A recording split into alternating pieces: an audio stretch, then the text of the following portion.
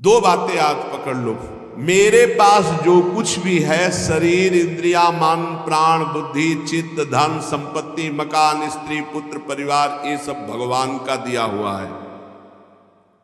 मानते हो? अंदर से देखो, भगवान का ही दिया हुआ है। ये भगवान की दी हुई वस्तु मैं भगवान को समर्पित करता हूं। तो दीयम वस्तु गोविंदम तो में हे भगवान, आपके द्वारा दी हुई सब कुछ, नाथ सकल संपदा तुम्हारी, नाथ सकल संपदा तुम्हारी, और मैं सेवक समेत सुत नारी। और रात दिन भगवान का भजन करने की चेष्टा करो। राधा राधा राधा। बहुत कठिन है संसार से मुक्त होना। दो पद्धति में एक तो स्वीकार करना पड़ेगा, या ज्ञान योग और या भक्ति योग। तो भक्ति योग बहुत सरल योग है। इसमें सब साधन भगवान को और सब करण भगवान के है।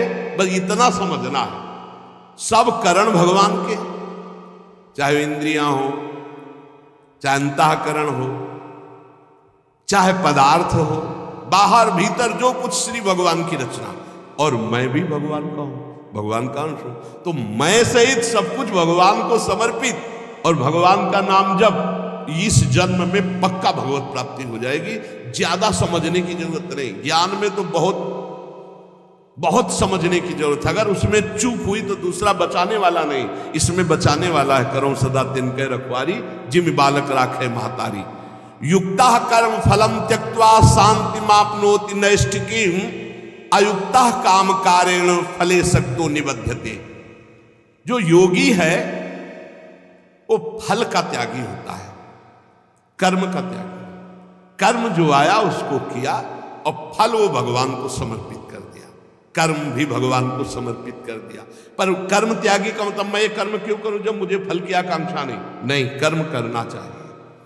गृहस्थ में हो तो अपने अपने धर्मानुसार जो आपको कर्तव्य कर्म मिला है, विरक्त हो तो अपने अपने धर्मानुसार जो आपको कर्तव्य कर्म मिला है। भगवान ने कहा मेरे लिए कोई कर्म नहीं, फिर भी मैं कर्म करता हूं। सबको कर्म करना चाहिए, पर कर्म फल में भगवान के ऊपर उसको समर्पित कर देना चाहिए। कर्म फल में समान भाव रखना ये योगी का लक्षण है, और कर्म फल में वो कर्म अभिमानी पुरुष का लक्षण कि ये फल मिला, नहीं मिला तो अश्रद्धा हो गई, अशांति हो गई। लेकिन जो योगी है वो सुख दुखे समय कृत्वा लाभा लाभो जयते। चाहे हानि हो, चाहे लाभ हो, चाहे जय हो, चाहे पराजय हो, चाहे सुख हो, चाहे दुख हो, उसमें समान भाव रखता। क्यों? कर्म फल की आशा ही नहीं की। हमें तो केवल कर्म करने का आदेश था, उसको कर्म किया, शास्त्र सम्मत, फल तो भगवान को समर्पित है। कर्म करना और कर्म फल की त्याग वृत्ति रखना तो तत्काल शांति प्राप्त होना शुरू हो जाएगी। देखो कितना आनंद है। हम कर्म फल चाहते ही नहीं, हमें करना है, हमें भजन करना है, हमें साधन करना है, हमें अपने अपने जो कर्म है वो करने, वो फल की तरफ भगवान देखे। जोई जोई प्यारो करे सोई मोई भावे, अभी शांति। युक्ता कर्म फलम त्यक्त्वा शांति मापनोति नैष्ठिकीम। जितना जलन, जितनी अशांति फल को लेकर के है, कर्म को लेकर सावधानी नहीं है, फल को लेकर है। फल में बोले अब हमें भगवान से श्रद्धा हो गई तो तुम्हारा ही पतन होगा, भगवान का थोड़ी वहां कुछ होना, तुम्हारा ही पतन होना है। सकाम मनुष्य कामना के कारण फल में आसक्ति हो जाती है, इसलिए वो बंधता है, जलता है, दुर्गति को प्राप्त होता है। देखो संचित कर्मों के अनुसार प्रारब्ध बनता है, और प्रारब्ध के अनुसार मनुष्य का जन्म होता है। और मनुष्य जन्म में जो नए कर्म होते हैं, नए कर्म संस्कार बनते हैं, वो तुरंत उठकर संचित में चले जाते हैं। भोगना तो प्रारब्ध ही पड़ता है, शुभ और अशुभ। कर्म फल की आसक्ति त्याग कर दो तो संचित भी भस्म हो जाएंगे, और नए कर्म संचित में जाके जमा नहीं होंगे, और प्रारब्ध भोगकर भगवत प्राप्ति हो जाएगी। प्रारब्ध भोगना पड़ेगा, ये कमर कस लो। ये जो तुम्हें कह रहे हैं कि हम नष्ट कर सकते हैं छूछा से, भगवान बोल रहे हैं, जगत गुरु बोल रहे हैं, हम नहीं बोल रहे। प्रारब्ध भोगना पड़ेगा, अवश्य में भोक्तव्यम कृतम कर्म शुभाशुभम। भूल भुलैया में मत फंसो। तुक्का जम जाता है कभी कभी। तुम्हारा प्रारब्ध अच्छा आ गया और तुम हमारे पास आए, तुम्हारा काम बन गया, बोले बाबा से काम बन गया। बाबा से काम नहीं बना, तुम्हारा प्रारब्ध काम बना दिया, तुम्हारा पुण्य काम कर गया। जो कर्म फल की आसक्ति का त्याग कर देता उसके कर्म भस्म हो जाते, भुने हुए चने के समान, फिर बीज नहीं देते, फिर वो बंधन कारक नहीं होते। जैसे भुना हुआ चना है, अब ना उसमें अंकुरण होगा, ना पेड़ होगा, ना उसमें बीज होगा, जड़ से खत्म हो गया, और उसमें कोई सत्ता नहीं है। तो जो कर्म फल की आशा ना रख करके केवल भगवत प्रीत्यर्थ किया जाता है, वो उसे बांध नहीं सकता, उसे जन्म मरण में नहीं पहुंचा सकता। नहीं तो चाहे शुभ कर्म हो, अच्छा कर्म हो या बुरा कर्म, उसे जन्म मरण में फंसा देगा। कर्म फल 4 प्रकार के होते हैं। एक होता दृष्ट कर्म फल, और एक होता अदृष्ट कर्म फल, और एक होता प्राप्त कर्म फल, और एक होता अप्राप्त कर्म फल। दृष्ट कर्म फल कहते हैं वर्तमान में किए जाने वाले नए कर्मों का फल जो तत्काल प्रत्यक्ष मिलता दिखाई देता है। जैसे कीर्तन किया आनंद मिल रहा है, सत्संग किया आनंद मिल रहा है, कोई भूखा है अपना भोजन पवा दिया तत्काल आनंद मिल रहा है, कोई अपने लिए पदार्थ लेने जा रहा, देखा बीमार है उसके पास दवाई की व्यवस्था नहीं, चलो आज हम भूखे रह जाएंगे, पैसा बीमारी में दे दिया, उसमें लगा, तो जो हृदय शीतल हुआ वो दृष्ट कर्म फल, इतना महान कर्म कि तत्काल आनंद प्रदान करता है। और अदृष्ट कर्म फल वर्तमान में किए जाने वाले नए कर्मों का फल जो अभी तो संचित रूप से संग्रहित होता है, आगे जन्म में मिलेगा जाकर के।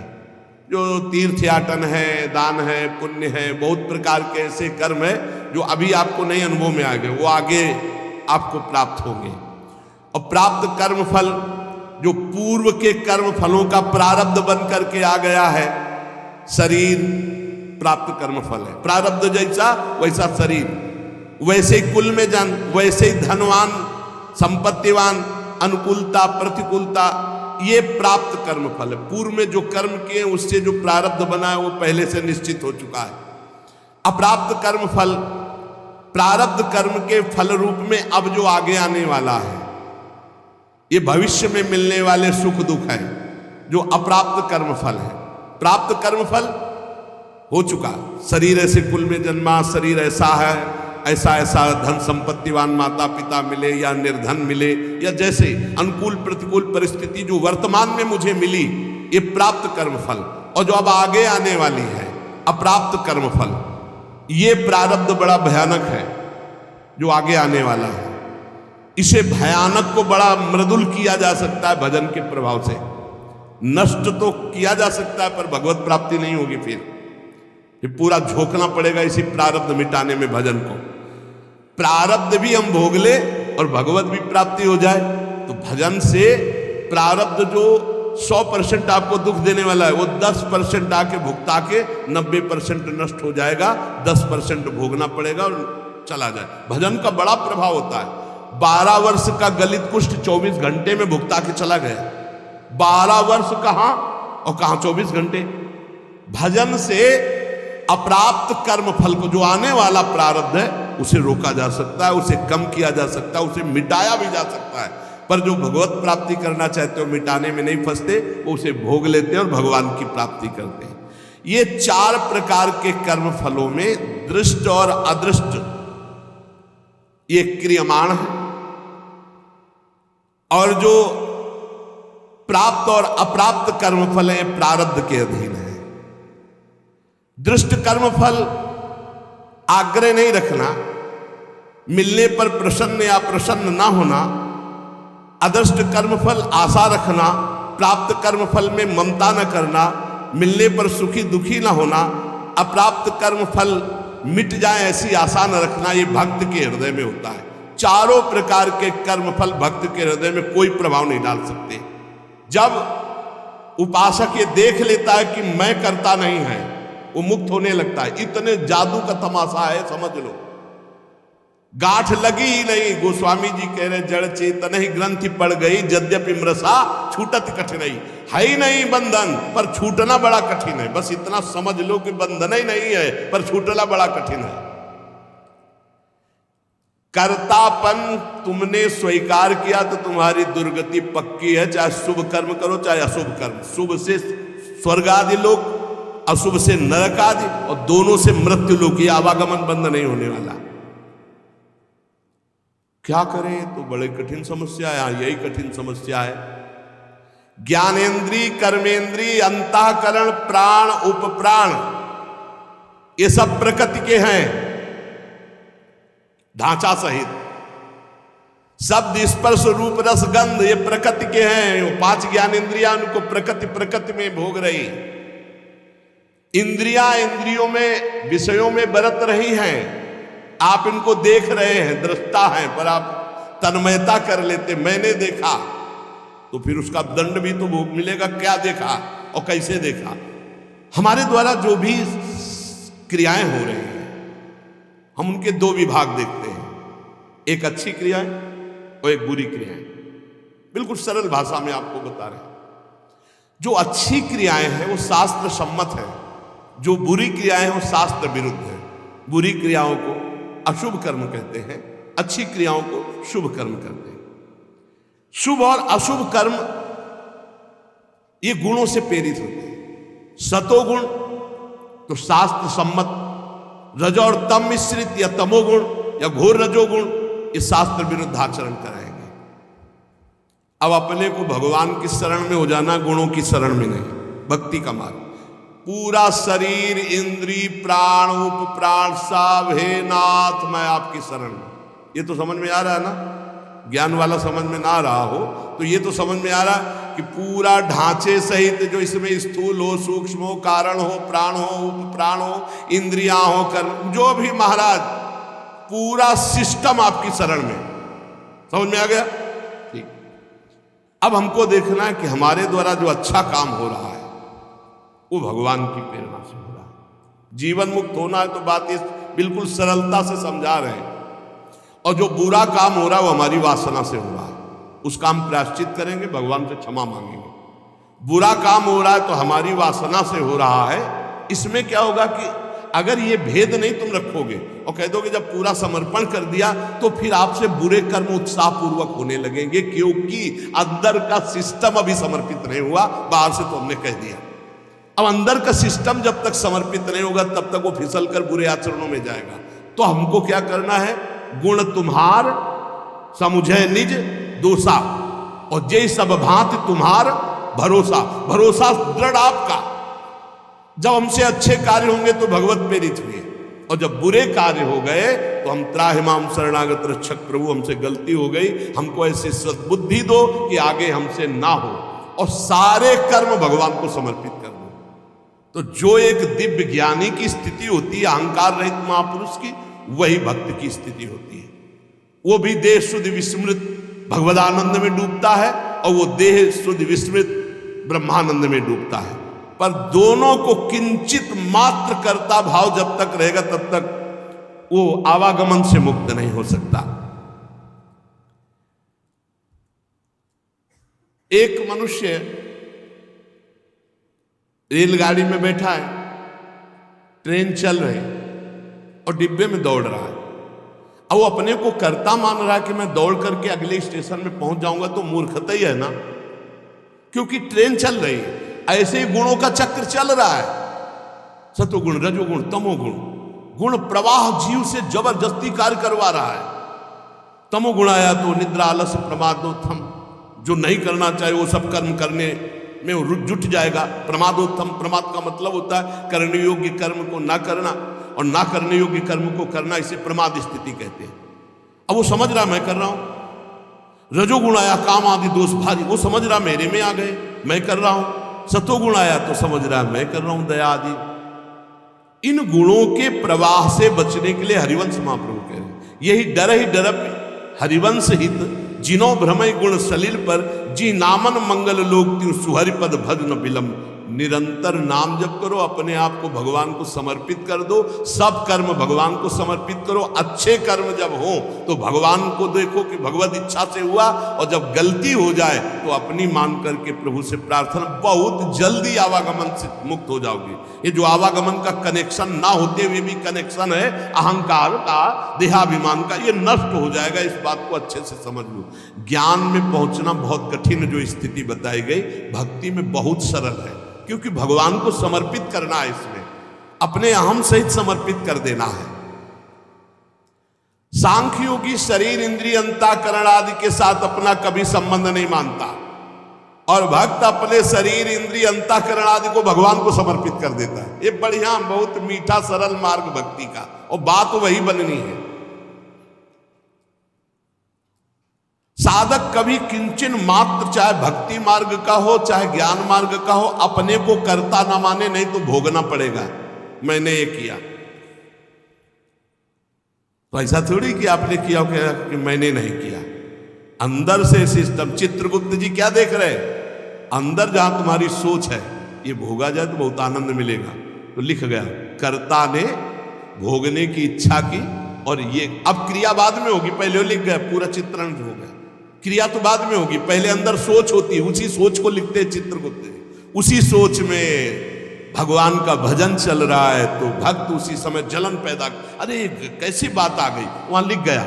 ये रुचि पूर्वक नहीं, उसकी रुचि नहीं थी, अरुचि पूर्वक, तो उसमें समाधान मिल जाएगा। अंदर की बात लिखी जाती है।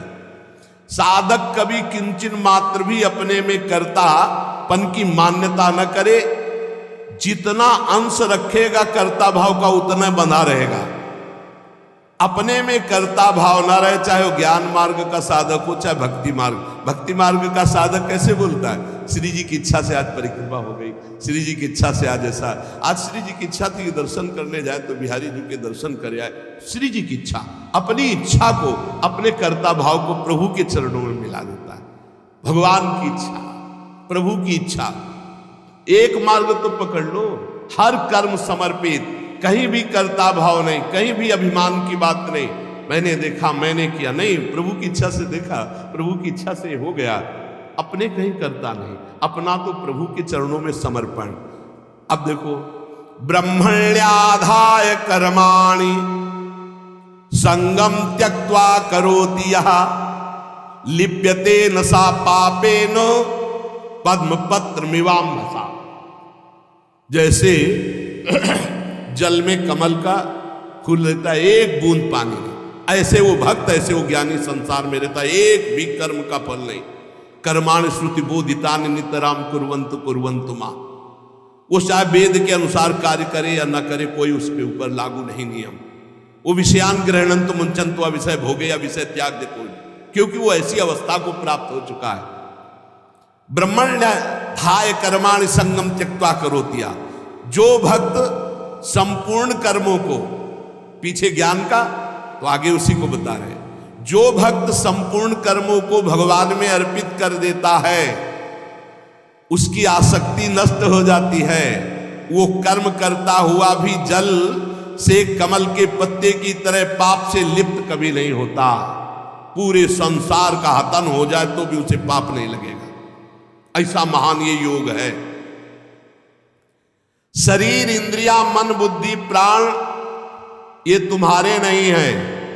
अब भक्ति में देखिए इसे, ये भगवान के रचे हुए हैं और भगवान के हैं। मान लो जैसे ज्ञान में अभी वर्णन कर रहे थे, ये प्रकृति के हैं, प्रकृति में बरत रहे। अब यहां भक्ति में है ये श्लोक का अर्थ, शरीर इंद्रिया मन बुद्धि प्राण ये तुम्हारे रचे हुए हैं क्या?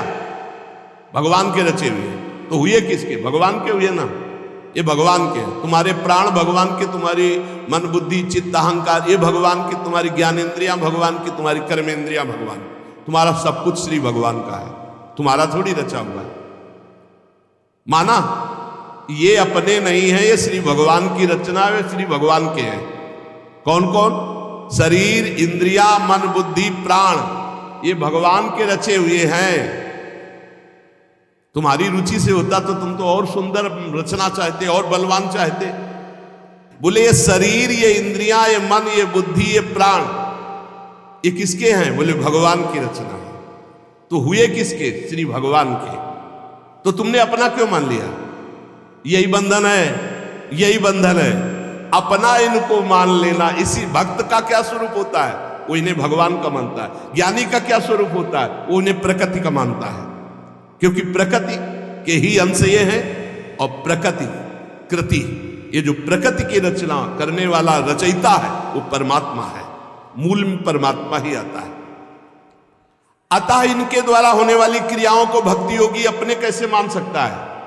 जब शरीर मन प्राण सब भगवान का, तो इनकी क्रियाएं भी भगवान की, इसलिए वो जीवन मुक्त हो जाता है। जीवन मुक्त कैसे होगा? शरीर मन प्राण इंद्रियां सब भगवान की, तो इनके द्वारा होने वाली क्रियाएं सब भगवान की, आप जीवन मुक्त हो गए। लगा तो बहुत सरल, लेकिन देखो क्या सब भगवान को अर्पित करते हो? क्या जब आपके अंदर प्यास लगती है तो आप ये सोचते हो भगवान पानी पीना चाहते हैं?